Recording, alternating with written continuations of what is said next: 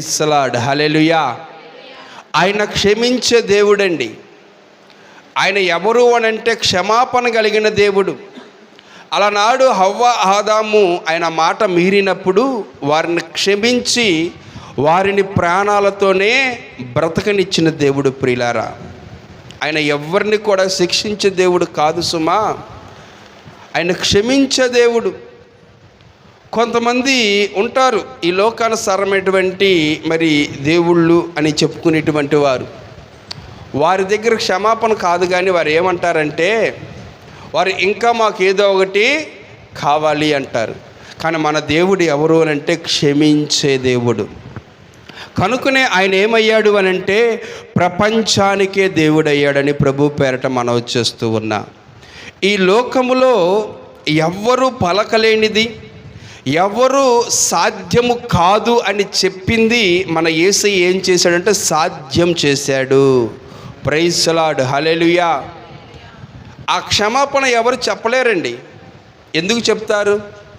ఇప్పుడు చిన్న మాట మనల్ని అంటే మనం ఏమంటాం? ప్రైజ్ ది లార్డ్, హల్లెలూయా. ఎవరైనా ఒక చిన్న మాట మనల్ని అన్నారు అనుకో, మనం ఏం చేస్తాం? ఒక మాటకు బదులు ఎన్ని మాటలు మాట్లాడతాం? 10 మాటలు. 4 కాదమ్మా, 10. ప్రైజ్ ది లార్డ్, హల్లెలూయా.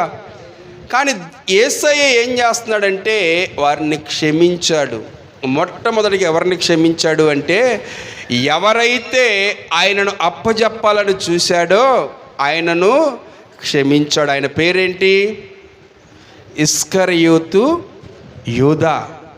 ప్రియులారా, ఆ యూదా ఏమన్నా బాగుపడ్డాడా?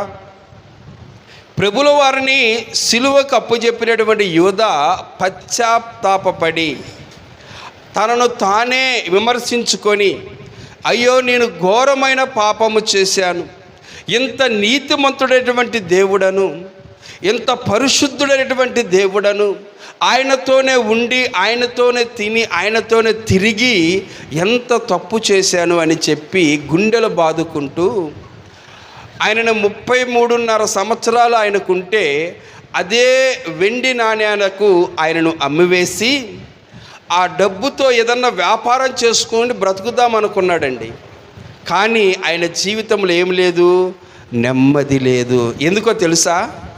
ఆయన ఒక్క మాటతో ఏమన్నాడంటే, ప్రభువా వీరు ఏమి చేయుచున్నారో వీరు ఎరుగరు కనుక వీరిని క్షమించండి. ఆ మాట ఎలాగనుందంటే ఇస్కరియోతు యూదా గుండెల్లో గుణపం పెట్టి పొడుచుకున్నట్లుగా ఉండి వెనువెంటనే వెళ్ళిపోయి అతనే ఏం చేశాడు అంటే ఉరిపోసుకొని చనిపోయాడు. ఒక స్థలాన్ని కొనాలని చెప్పి అలనాడు పెద్దలు నిర్ణయించారు ఆ డబ్బులతో. ఇప్పటికీ వారు ఆ స్థలాన్ని కొన్నప్పుడు ఎలాగుంటుందంటే ఆ స్థలం పేరు, ఆ యొక్క ఏరియా మొత్తం కూడా, ఆ స్థలం కూడా ఆ యొక్క నెత్తిరితో తడిసినటువంటి భూమి కనుక ఎవ్వరు కూడా ఆ స్థలాన్ని దగ్గరికి వెళ్ళి ఈ స్థలము మాది అంటానికి కూడా ఎవరు సాహసించలేదు. అంటే ఈ రోజుకి కూడా క్షమాపణలో ఉన్న గొప్పతనం ఏంటంటే శత్రువులు సైతం కూడా మిత్రులుగా చేయగలిగిద్ది. కనుక ప్రియులారా, ఎవరైతే ఇస్కరియోతు యూదా ఆయనను పట్టించాడో ఆ ఒక్క మాటకు ఆయన ఏం చేశాడమ్మా? చనిపోయాడు. అయ్యో నేను చేసింది పాపం, నేను చేసింది తప్పు, నేను చేసింది ఘోరమైనటువంటి పాపం, మేలులు అనుభవించాను. ఆయన భోజనం పెట్టినప్పుడు తిన్నాను, ఆయన రొట్టెలు పంచినప్పుడు తిన్నాను, ఆయన అద్భుతాలు చేసినప్పుడు చూశాను, కానీ ఆయనను నేనేం చేశాను? పట్టించని పాపము నా మీద ఉండకూడదు. పిలాతు ఏమన్నాడమ్మా? పిలాతు ఏమన్నాడు? ఈ పాపము నా మీద నా పిల్లల మీద ఉండకూడదని చెప్పి ఆయన ఏం చేశాడు? చేతులు కడిగేసుకున్నాడు. పిలాతు అంటేనే భయంకరమైనటువంటి వ్యక్తి, రకరకాలుగా శిక్షలేసి చంపేస్తాడు. పిలాతుకి కనికరం అనేటువంటిది రాదు. ఎంతో క్రూరుడుగా బ్రతుకుతున్నటువంటి పిలాతు కూడా ఆ యేసయ్య దేహాన్ని చూసినప్పుడు, ఆ యేసయ్య వైపు ఒక్కసారి కన్నెత్తి చూసినప్పుడు పిలాతు హృదయం ఏమైపోయింది? బద్దలైపోయింది. ప్రైజ్ ది లార్డ్, హల్లెలూయా. 100 మంది కాదు, 1000 మందినైనా సరే ఒకేసారి సులువు వేసి చంపేసేంత క్రూరుడు ఎవరు? పిలాతు. అంత భయంకరమైనటువంటి వ్యక్తి. ఏ రాజ్యాలు చేయలేనటువంటి ఆమోదాలు, ఏ రాజ్యాలు చేయలేనటువంటి శిక్షలు ఎవరు విధిస్తారండి? పిలాతు విధిస్తాడు. అలాంటి ఆయన కూడా ఏమంటాడంటే, అయ్యో ఇతని దగ్గర నాకు ఏ నేరారోపణ కనపడట్లేదు అని చెప్పి క్షమించాలని చూశాడు. ప్రియులారా, అది మన యేసయ్య ప్రేమ. అంటే ఆయనను ఏ విధంగా కొట్టి ఉంటారు, ఆయన స్వరూపము ఏ విధంగా మరి నిర్మించబడి ఉన్నదో, ఆ స్వరూపము ఏ విధంగా మరి ముళ్ళతో మరి గుచ్చబడి సొగసైనను స్వరూపమైనను లేనివాడై వదకు తేబడిన గొర్రె పిల్లవలే వారి ముందు తలవాల్చాడండి. ఎందుకో తెలుసా? భూమిని ఆకాశాన్ని కలుగు చేసిన దేవుడు, సూర్యుణ్ణి చంద్రుని శూన్యములో నిలబెట్టిన దేవుడు, ఒక్క మాటతో కొన్ని అద్భుతాలు చేయగలిగిన దేవుడు, ఏమి లేని వాడికి లాగా ఇలాగ తలకాయ ఉంచుకొని మీరు అన్నట్లే అని ఎందుకున్నాడో తెలుసా? ఇవాళ నీవు నేను ఆయన రక్తములో కడుగుబడాలని. ప్రైజ్ ది లార్డ్, హల్లెలూయా. ఆయన ఆ రోజున క్షమించలేకపోతే, ఆయన ఆ రోజున క్షమాపణ రాకపోతే ఈ రక్షణ నీకు నాకు దొరకదు ప్రియులారా, దొరకదు.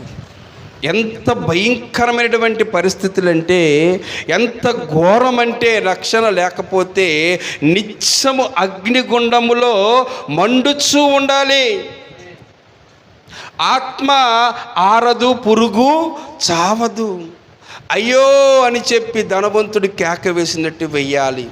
కానీ దేవుడు ఏం చేశాడంటే, నా ప్రజలు ఆ విధంగా ఉండటానికి నాకు ఇష్టం లేదు కనుక మరణాన్ని నేను తిరిగి లేచి, మరణాన్ని నేను ఏం చేయాలా మరి జయించి లేచి నా బిడ్డలను రక్షించాలని చెప్పి ఆయన క్షమాపణ అడిగాడు. ప్రియులారా, ఆయన క్షమాపణ అడిగాడు కనుకనే మనకి ఇవాళ రోజున ఏమొచ్చింది?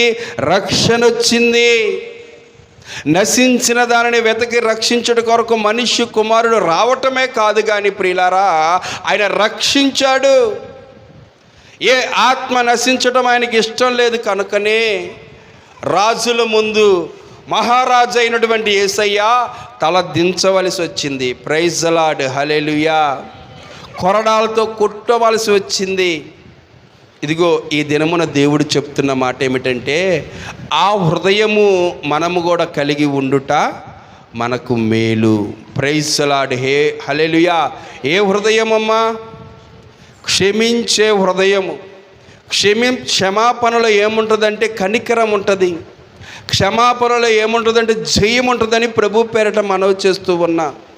గాంధీ తాత కూడా ఒక చెంప కొడితే ఒక చెంపను చూపించాడంట. ఎవరిని బట్టి? యేసు ప్రభు వారిని బట్టి. ప్రైజ్ ది లార్డ్, హల్లెలూయా. ఆ నీతిమంతుడైనటువంటి దేవుడు క్షమాపణ ద్వారానే ఈ ప్రపంచాన్ని జయించాడే. నేను నా దేశాన్ని ఎందుకు జయించలేను, నా దేశాన్ని నేను ఎందుకు కాపాడుకోలేనని చెప్పి ఆయన కూడా ప్రభు మాటలో వచ్చాడు. ప్రియులారా, ఈ రోజు నుంచి మనం ఏం చేయాలా? క్షమించాలా. ఎవరిని క్షమించాలా? ఎవరైతే మనకి శత్రువులుగా ఉన్నారో, ఎవరైతే మనకు మరి బాధ కలిగిస్తున్నారో వారిని మనం ఏం చేయాలా? క్షమించాలని ప్రభు పేరట మనవి చేస్తూ ఉన్నా. ప్రైజ్ ది లార్డ్, హల్లెలూయా. ఈ మాటలు దేవుడు దీవించి ఆశీర్వదించునుగాక. ఆమేన్.